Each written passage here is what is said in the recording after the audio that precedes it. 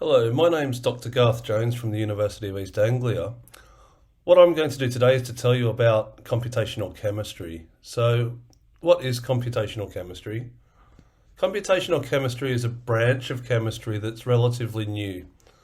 So, you're probably familiar with some of the traditional pillars of chemistry, namely physical chemistry, where chemists are interested in studying physical properties of molecules, inorganic chemistry, where we're principally interested in studying metals, and organic chemistry, where we're principally interested in studying organic materials, things like biological molecules. Computational chemistry is a branch of chemistry where we study all three of those disciplines. However, rather than studying experiments, doing experiments in a lab, what we tend to do with computational chemistry is to optimize molecules. That is, to determine optimal structures of molecules and then try to understand their physical properties.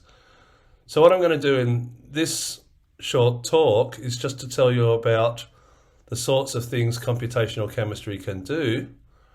And in the online interactive session, I'll show you some actual calculations that we can do with computational chemistry. So in computational chemistry, we're principally interested in studying the properties of molecules. So for example, we may be interested in the electronic properties of molecules. So that is, molecules are made up of nuclei and electrons, or atoms and electrons. And so those atoms come together and to form chemical bonds, and the electrons of interest in chemistry tend to be the valence electrons. So that is the electrons in the outer shells that have the highest energies. So the diagram on the left here shows us a simple hydrogen atom. Okay, the diagram shows us what happens when we bring together two s1 orbitals. These are the orbitals in which the electron of the hydrogen atom reside. When they come together, they then form what we call molecular orbitals. And they form a bonding pair, which is the bottom pair down here on the energy diagram, the blue one, and they form an anti-bonding pair. And so this is the blue and the red combination. The electrons reside in the bonding orbital, which makes the molecule stable. But if we were to shine light on the molecule, and that light sent one of that was of the right character and sent one of those electrons into the anti-bonding state, it would make the molecule unstable, and we can get things like photodissociation occurring in those sorts of scenarios. The example on the right is 1,3-butadiene. And so this is where we have two double bonds along the first and the second carbon, and the third and the fourth carbon. And this forms a more complicated structure. And all I really want you to see with this is where we have our molecular orbitals here. Okay, they go from being bonding at the bottom to then having more anti-bonding character as we go up. So the red and the blue orbitals interchange more and more as we go up. And the electrons fill up in this structure from the ground up. So from the bottom energy, we fill up the electrons with 2 electrons in each orbital. Okay, until we've run out of electrons. Other properties that we might be interested in are the optical properties of molecules. So these are the properties of molecules where the molecule may fluoresce, it may give off some coloured light. So an important biological system where we get fluorescence is jellyfish. Okay, so deep sea jellyfish can give off a glow. This is a fluorescent glow. So this means that light is coming out of the molecules within the jellyfish, and particularly within this protein here. So the protein in the middle here at the top. And so within this protein is what we call a chromophore. A chromophore is a light-emitting molecule, and this emits photons and allows the jellyfish to glow. Now, in computational chemistry, what we can actually do is we can study this molecule by doing calculations on it before biologists or chemists can go into the lab and make different variants of this molecule. And we can tailor the color of the light based on making small changes on this molecule and then doing calculations on them. And so normally these jellyfish glow with a green light, but depending on what substituents we add on, we can make them glow with a blue light or a red light. And by doing this, and then the chemists going and synthesizing these molecules in the lab, what we can then do is we can use them as markers, biological markers. And so we can follow different cellular processes through this molecule by changes in this molecule. Okay, and we can understand this using computational chemistry. We also might be interested in thermal properties of molecules. Okay, so by thermal properties of molecules, I'll talk about the infrared region of the electromagnetic spectrum. And so in the electromagnetic spectrum, as we have in the top here, we can go all the way from gamma rays, which are very, very fast or high frequency electromagnetic radiation, to very low frequency radio waves. But somewhere in the middle, we have infrared. This is electromagnetic radiation that's released from molecules that vibrate, so it comes from their vibration. So you can see down in the left-hand side here, I have my molecule vibrating. Okay, this is just a water molecule. And we can then use thermal imaging to image warm bodies such as this cat. And so I'll show you in the next section, when we're going to do some interactive stuff, how we can calculate thermal properties of molecules using computers. Another property of big interest in the modern world is magnetic properties of molecules. So at school, you probably think of, when you think of magnetism, you think of a bar magnet like this, where we have the electromagnetic fields coming out of the north and going into the south end of the bar magnet. In fact, at the molecular level, what this really comes down to is electrons that are not paired. Okay, so for example, we have in the top right an example of a high spin molecule. Okay, so this high spin molecule means that we have unpaired electrons. So you can see in the energy diagram that I have on the very right hand side, you can see that all of the electrons are unpaired. Okay, and it's the unpairing of these electrons that give rise to the magnetic fields.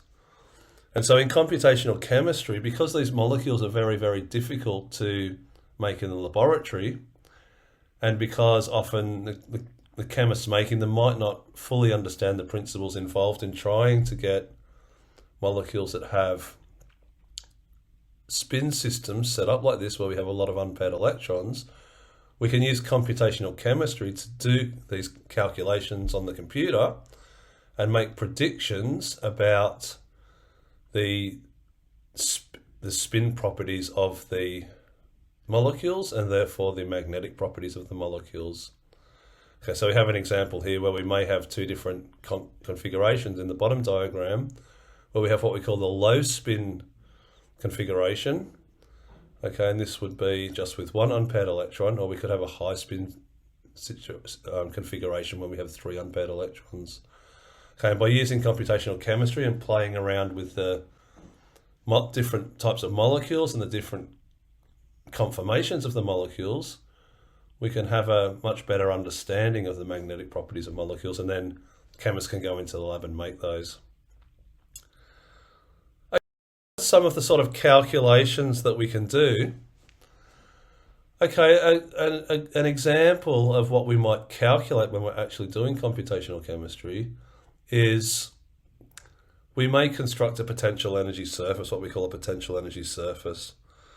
Okay, and so an example of this in just one dimension would be if you have two molecules. I'm just representing those molecules by spheres. Okay, these blue spheres. Okay, separated by a distance r.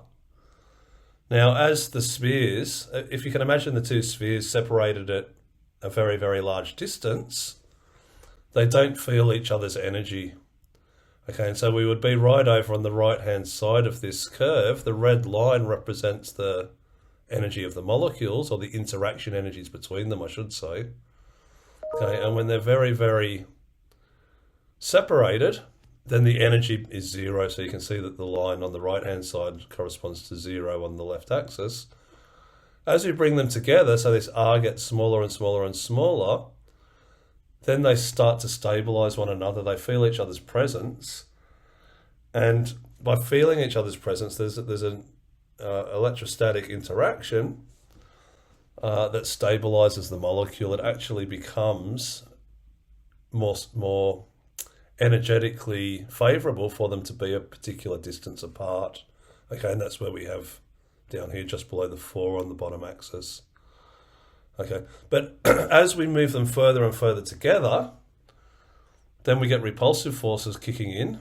And so what happens is the energy goes up, and it goes up, as you can see, it goes up very, very steeply. So just by moving them a little bit closer together, okay, then the energy becomes very, very steep. The energy gradient becomes steep, and this forces them to go apart. So we can use computational chemistry to map these types of surfaces to understand the interactions between molecules, and also the bonding of molecules. So that's an example of a one-dimensional surface. We have other surfaces. For example, we could have multi-dimensional surfaces, and this is where we would be following different bond breaking and bond forming coordinates, we call them. Okay, so this is just saying if we have a intermolecular interaction, so in other words, just one molecule involved. Okay, so have a look at the thing on the left here, the diagram on the left with the single molecule. What we're seeing here is we're seeing a ring breaking example. Okay, where the bond is breaking and then forming depending on the direction you go. Okay, and so we can map these reactions out on these multi-dimensional surfaces. And so that's something that we do computationally. And in the bottom right diagram, what we're doing here is we're looking at pathways as the molecule goes over what we call a transition state. That transition state is a maximum in energy, okay, that the molecule has to overcome in order for a chemical reaction to occur. Okay, so in computational chemists spend a lot of time mapping out these surfaces, and by doing that, they can understand the energetics of a chemical reaction. There's also, I spoke about molecules right at the start with the bonding and anti-bonding. This leads fundamentally to, when we combine this with potential energy surfaces, to ground and higher excited state potential energy surfaces. So what this means is we can study things like photochemistry, where a molecule might exist in the ground state, and if we shine some light on that molecule, the energy of the light gives us what we call a transition, where the electron moves from the ground state into an excited state. Okay, and then what we can do there is to also map the excited state potential energy surfaces. And so in photochemistry, what we're really interested in doing is understanding photochemical reactions, such as photosynthesis, so reactions involved in photosynthesis. And those photochemical reactions, what we're really interested in is, once a molecule moves into the excited state, how does the energy get dissipated? How does the energy change, and how does the molecular structure change so that the energy can move back down into the ground state? And often this will be associated with some chemical reaction or bond breaking process. That's called photodissociation. There are a few different applications as well in computational chemistry in terms of sort of everyday life. Okay, so I've talked more about sort of the more theoretical ideas, but computational chemistry is important in drug discovery. And so there is a branch of computational chemistry called docking, where molecules are docked into particular sites of proteins. So I'm looking here at the top left diagram. And depending on the intermolecular interactions, people can develop drugs. Okay, so people at pharmaceutical companies and things want to be able to develop drugs that have particular functionalities within particular proteins. Another application to computational chemistry is astrochemistry. So there's a lot of interest in how molecules formed in the universe, how life formed, and those sorts of things. And so people because they can't study these things in the laboratory very easily, they can learn a lot by doing calculations on the computer.